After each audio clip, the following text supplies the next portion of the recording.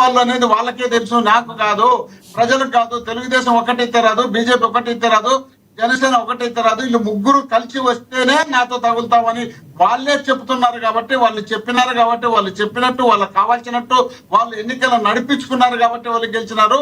కానీ నేను అప్పుడు ఏమనుకున్నానంటే ఇంత స్థాయిలో వీళ్ళు దిగజారిపోయి ఎలక్షన్ జరుపుతారని నేను అనుకోలేదు.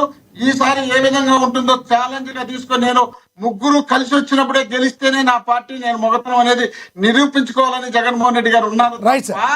ఎవరో వస్తే ఏదో చేస్తే, ఎవరో ఎండిపోతే, ఎవరి మీదనో లొడాయిలు పెడితే, ఎవరినో దూరం చేస్తే తర్వాత నేను అధికారంలోకి వస్తానే ఆలోచన జగన్మోహన్ రెడ్డి గారికి లేదు.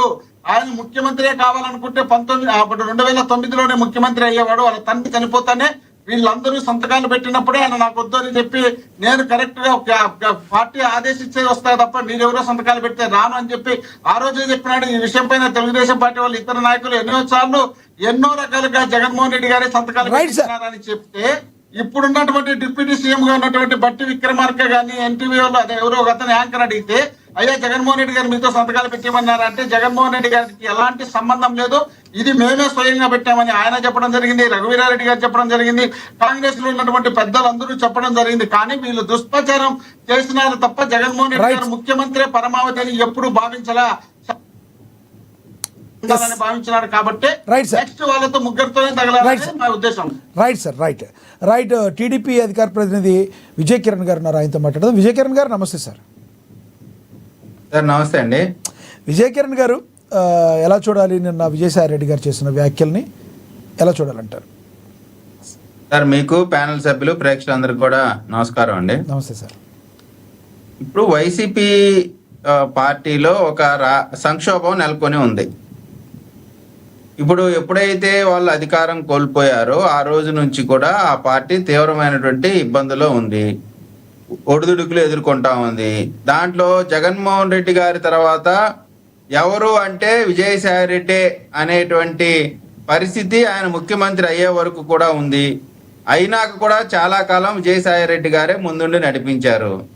ఇప్పుడు జగన్మోహన్ రెడ్డి గారు స్వయంగా విజయసాయి రెడ్డి గారి నమ్మకం కోల్పోయి, విజయమ్మ గారి నమ్మకం కోల్పోయి, షర్మిల గారి నమ్మకం కోల్పోయి, కుటుంబ సభ్యులందరితో కూడా ఇబ్బందికరమైన పరిస్థితిలో, రాజకీయ సంక్షోభం నడుస్తున్నటువంటి పరిస్థితిలో ఒక లిక్కర్ స్కామ్కు సంబంధించిన అంశంలో విజయసాయి రెడ్డి ముద్దాయిగా తిరుగుతా ఉన్నాడు. ఆయన బాధ జగన్మోహన్ రెడ్డి గారు తప్పుడు నిర్ణయాలు తీసుకుంటా ఉన్నారు, కోటరీకి ప్రాధాన్యత ఇస్తున్నారు, వ్యూహకర్తలు లేరు, నేనైతే మంచి వ్యూహకర్తని నన్ను గుర్తించండి అని అంటున్నాడు, లేదా జగన్మోహన్ రెడ్డి గారికి సలహాలు ఇస్తున్నాడో ఏది అయినప్పుడు కూడా అది వాళ్ళ అంతర్గతమైనటువంటి సంక్షోభం. ఒక మాట అయితే స్పష్టంగా చెప్పాడు, ఏమనంటే కూటమిని దాటి అంటే కూటమిని కాదని అధికారంలోకి వచ్చేటువంటి పరిస్థితి వైఎస్ఆర్ కాంగ్రెస్ పార్టీకి లేదు. అటువంటి పరిస్థితి రావాలి అంటే కూటమి విచ్ఛిన్నం అవ్వాలి. కూటమి విచ్ఛిన్నం అవటం ద్వారా మాత్రమే అధికారంలోకి రాగలుగుతాం అనేటువంటి మాట ఈ రోజున జగన్మోహన్ రెడ్డి గారి పార్టీకి ఆయన ఒక సందేశం, మేఘ సందేశం పంపించాడు. ఇప్పుడు మేఘ సందేశం ఏముందండి, ఆయన ప్రెస్ మీట్ లో డైరెక్ట్ గా చెప్పారు. మేఘ సందేశం ఏముంది, డైరెక్ట్ గానే చెప్పాడు కదా ఆయన. వెళ్ళిద్ది డైరెక్ట్ గా మేఘాల్లోనే కదా వెళ్ళిద్ది.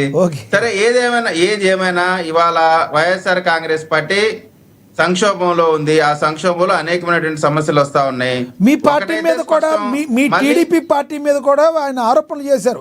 గతంలో జగన్మోహన్ రెడ్డి గారు కూడా ఇట్టాగే అంతా నేనే అనుకున్నాడు, 20 నుంచి 25 ఏళ్ళ పాటు నేనే ఒంటెత్తు పోకళ్ళు పోయాడు. ఇప్పుడు టీడీపీ ప్రభుత్వం కూడా అట్లాగే చేస్తుంది. కాదే నారా లోకేష్ గారు అనుకున్నారు, లోకేష్ బాబు అన్నారు. ఈ బాబు అని సంబోధించడం వెనక కూడా రకరకాల ఊహాగానాలు వస్తున్నాయి. గతంలో లోకేష్ నాయుడు అని రకరకాలుగా మాట్లాడాడు. అధికారం మదం నెత్తికెక్కినప్పుడు, అధికారం మదంతో కళ్ళు మూసుకుపోయినప్పుడు ఎట్లా అంటే అట్లా మాట్లాడు.